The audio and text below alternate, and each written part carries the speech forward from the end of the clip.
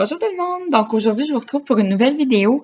Je vais vous présenter ma pile à lire pour le All October, donc qui a été créée par Justine de la chaîne Fairy Neverland.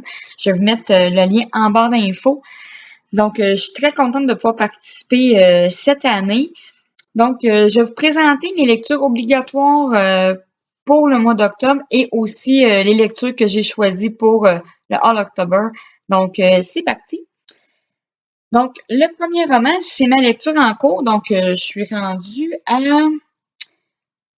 227 pages. Donc, j'ai fait un petit peu plus qu'à la moitié. Donc, c'est L'autre moi-même de Saskia Sarginson aux éditions Marabooks. Donc, j'ai reçu ce roman-là en partenariat avec Hachette Canada, que je remercie beaucoup. Pour le moment, c'est une excellente lecture. Je vais vous en dire un peu plus dans mon update, mais pour le moment, j'adore. Donc, en fait, en gros, c'est l'histoire de Claudia, qu'on retrouve quand elle est jeune, avec son père qui a fait la guerre, donc la Deuxième Guerre mondiale. Et elle se fait un peu intimider à propos de ça quand c'est un nazi. Et tout ça l'humilie un petit peu. Elle a un peu honte de son père, honte de ce qu'il aurait pu faire. Et on la retrouve plus tard aussi où est-ce qu'elle a changé de nom. Elle se nomme Elisa. Donc, il y a une histoire d'amour à travers tout ça. Ils ont su plusieurs personnages, dont l'oncle d'Elisa, qui est le frère de son père. Et on voit un petit peu qu'est-ce qui s'est passé pendant la Deuxième Guerre mondiale. Donc, la propagande nazie, tout ça, c'est très intéressant. Donc, vraiment, à date, j'adore. Donc, je vous en donne un petit peu plus de nouvelles. Ensuite, je dois lire Le Clan Seekers aux éditions Robert Laffont de la collection A, qui est écrit par Arwen Ellis Dayton. Donc, je remercie Collection R de m'avoir envoyé ce roman-là qui me tente énormément. Je n'ai pas regardé les avis, je ne vais pas trop me faire d'idées avant de le commencer. Pour ce qui est du résumé, rapidement, donc, il y a Queen, donc, qui veut devenir une Seeker, donc, qui doit prêter serment. Selon le résumé, les Seekers, c'est pour défendre la pauvreté, les opprimés et quand elle fait le serment, c'est une toute autre chose. Donc, il y a eu beaucoup de mensonges. Sa famille et ses amis sont pas ce qu'elle pense. Donc, ça m'intrigue beaucoup. J'ai vraiment hâte de le lire. Donc, je vais vous en donner des nouvelles très bientôt. Ensuite, une autre lecture que je dois lire ce mois-ci, en fait, c'est une lecture commune que je vais faire avec Tania du blog Fronzine. Donc, c'est La vie rêvée d'Ève, donc La fuite aux éditions Pocket Jeunesse. C'est Anna Carré qui l'a écrit. J'ai entendu beaucoup d'avis très négatifs sur ce roman-là. En tout cas, j'ai hâte de voir qu'est-ce que ça va donner. J'espère que je vais aimer. Donc, en fait, je vais regarder rapidement le résumé. Donc, il y a un virus mortel sur la Terre. Les hommes et les femmes sont séparés. Donc, Ève, elle a 18 ans, elle va quitter l'enceinte de son école. Elle pense qu'un avenir radieux va l'attendre, mais elle découvre la vérité. Donc, les jeunes diplômés sont enfermés dans une clinique et elles enchaînent les maternités pour repeupler le monde dévasté. Donc, elle va essayer de s'enfuir et tout ça. Donc, on sait qu'il va y avoir une histoire d'amour à travers tout ça aussi parce qu'elle rencontre Caleb. Le résumé me tente beaucoup. Je trouve que ça a l'air vraiment intéressant, mais avec les avis que j'ai entendus, j'ai hâte de voir qu'est-ce que ça va donner. J'espère que moi, je vais apprécier, mais pour ce qui est du résumé, ça me tente, donc j'ai très hâte de le commencer. Ensuite, dans les romans que moi, j'ai choisi de lire, que c'était pas nécessairement une obligation de les lire tout de suite, j'ai décidé de lire Animal de Victor Dixon. Donc, aux éditions Gallimard Jeunesse, c'est La malédiction de Boucle d'or.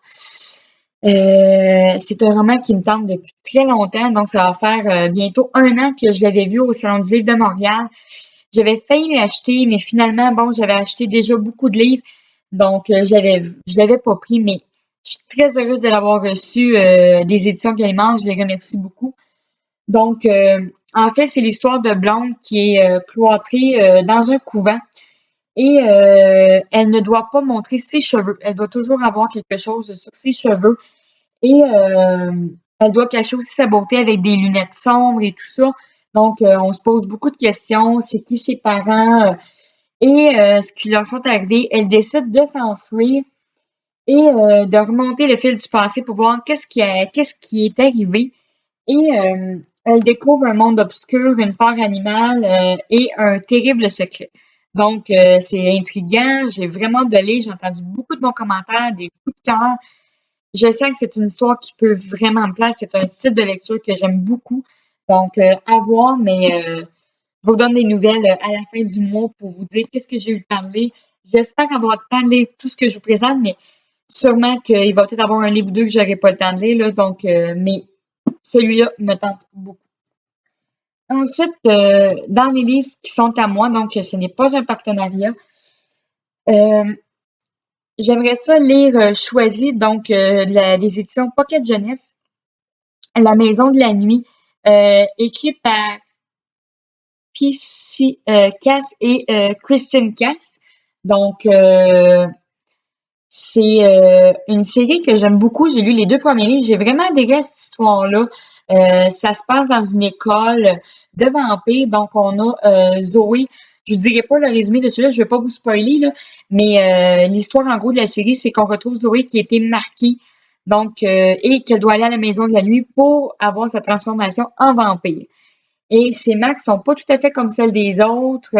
Elle a un lien privilégié avec, je sais pas, je dis ça, là, je le dis comme ça, c'est la reine des vampires, mais c'est pas exactement comme ça que c'est dit dans le livre. Mais c'est très intéressant, j'ai beaucoup aimé.